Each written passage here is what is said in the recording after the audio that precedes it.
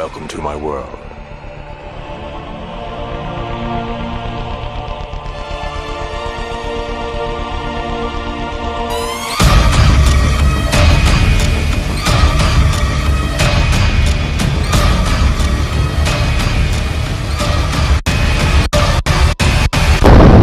इस वक्त आप आराम से बैठकर इस वीडियो को देख रहे हैं, मगर मैं आपको कहूं, आज जिस जगह पर आप अभी बैठे हो वो जमीन आज से करोड़ों साल पहले 8,500 डिग्री के तापमान से उबल रही थी, या जिस जगह पर आप बैठे हैं वो जगह लाखों सालों तक बर्फ से ढकी हुई थी।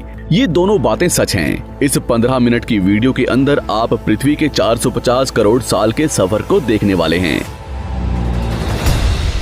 जिस जगह आज हमारा सौरमंडल है वहाँ विभिन्न प्रकार की गैस और धूल के बादल हुआ करते थे।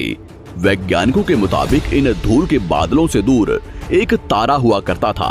वक्त के साथ साथ उस तारे की ऊर्जा कम होने लगी, जिसके कारण उसके अंदर एक विशाल विस्फोट हुआ। विस्फोट की वजह से अंतरिक्ष की ये धूल एक दूसरे से दबने लगी। इस दौरान बादलों में स्थित धूल के कण दबाव और गर्मी के कारण बड़े उल्कापिंड और पत्थरों में परिवर्तित हो चुके थे, और इसी दबाव की वजह से इन बादलों में स्थित रेडियो एक्टिव पदार्थ ने ग्रेविटी का निर्माण किया। इस ग्रेविटी के कारण बीच में हाइड्रोजन और हीलियम इकट्ठा होने लगे। बीच के इस भयंकर दबाव के कारण एक विशाल विस्फोट हुआ, और इसी विस्फोट के कारण हमारे सूरज का जन्म हुआ। अंतरिक्ष में फैले एस्ट्रॉयड यानी क्षुद्र ग्रहों में भारी वजन की वजह से सूरज के करीब आकर सूरज की परिक्रमा करने लगे। धीरे धीरे इन्हीं एस्ट्रॉयड में भारी टकराव हुआ, जिसके फलस्वरूप मरकरी, विनस, अर्थ और मार्स जैसे ग्रहों का निर्माण हुआ।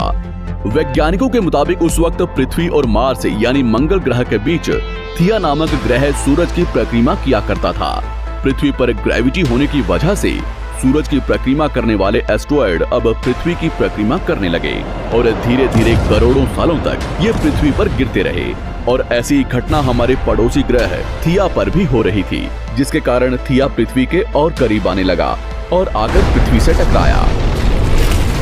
इस भयंकर टकराव की वजह से पृथ्वी के हिस्से कणों के रूप में अंतरिक्ष में फैल गए और एक रिंग्स की तरह पृथ्वी की परिक्रमा करने लगे। इन्हीं परिक्रमा करते हुए कणों में टकराव होने लगा, जिसके कारण हमारे चांद का निर्माण हुआ। उस वक्त पृथ्वी पर सिर्फ एक ही समुद्र हुआ करता था, और वो था 1900 डिग्री सेल्सियस की तापमान पर उबलते हुए लावे का। उबल रही थी वो सारी चीजें जिसे आज आप अलग अलग नाम से जानते हैं। वक्त के साथ साथ पृथ्वी धीरे धीरे ठंडी हो रही थी, जिसके कारण पृथ्वी के भारी तत्व जैसे धातु और रेडियो एक्टिव पदार्थ पृथ्वी के केंद्र में जाकर इकट्ठा हो गए, और हल्के पदार्थ पृथ्वी की सतह पर आ गए। लाखों सालों तक पृथ्वी पर उल्कापिंडों की बरसात हुई, और इन गिरते हुए उल्कापिंडों में जमा था नमक, मिनरल्स और पानी। करोड़ों सालों तक इन उल्कापिंडों की बरसात होती रही, और धीरे धीरे पृथ्वी की ऊपरी सतह पानी से ढकने लगी। वैज्ञानिकों के मुताबिक यही वो वक्त था जब दूर गहरे पानी के अंदर निकलते ज्वालामुखियों से पहली बार सूक्ष्म जीवों का निर्माण हुआ। लाखों सालों बाद एक वक्त ऐसा आया जब पृथ्वी की पूरी सतह पानी से ढक चुकी थी।